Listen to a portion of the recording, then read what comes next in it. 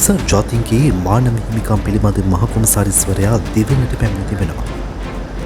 ඒ මහතා 26 වෙනිදා දක්වා මෙරට සංචාරයක නිරත වන බවයි විදේශ කටයුතු විදේශ රැකියා සහ සංචාරක අමාත්‍යාංශය සඳහන් කළේ. 2016 වසරෙන් පසු එක්සත් ජාතීන්ගේ මානව හිමිකම් පිළිබඳ මහ කොමසාරිස්වරයෙකු ශ්‍රී ලංකාවේ සිදු කරන පළමු සංචාරයේද මෙය වීම විශේෂත්වයක්. දෙවැනිට පැමිණි එක්සත් ජාතීන්ගේ මානව හිමිකම් පිළිබඳ මහ කොමසාරිස් වෝල්කර් ටර්ක් මහතා ජනාධිපති අනුර කුමාර දිසානායක මහතා සහ අග්‍රාමාත්‍ය ආචාර්ය හරිනි අමරසූරිය මෙනවී හමුවීමට නියමිතයි. එමෙන්ම විදේශ කටයුතු විදේශ රැකියා සහ සංචාරක අමාත්‍යවරයා මෙන්ම තවත් කැබිනට් අමාත්‍යවරු කිහිප දෙනෙකු සහ පාර්ලිමේන්තු මන්ත්‍රීවරුන් ජ්‍යෙෂ්ඨ රජ නිලධාරීන් ආගමික නායකින් සිවිල් සමාජ නියෝජිතයින් රාජ්‍යතාන්ත්‍රික ප්‍රජාවේ සමාජිකයින් කිහිප දෙනෙකුද ඔහු හමුවීමට නියමිතයි.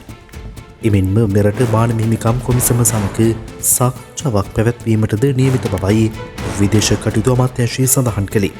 එක්සත් ජාතීන්ගේ මානව හිමිකම් පිළිබඳ මහ කොමසාරිස් වෝල්කර් ටර්ක් මහතාගේ සංචාරය අතරතුර ශ්‍රී දළදා මාලිගාව වැඳ පුදා ගැනීමටද නියමිත අතර මල්වතු සහ අස්ගිරි පාර්ශ්වයන්හි මහා හිමිවරුන් බැහැදැකීමටද නියමිතයි.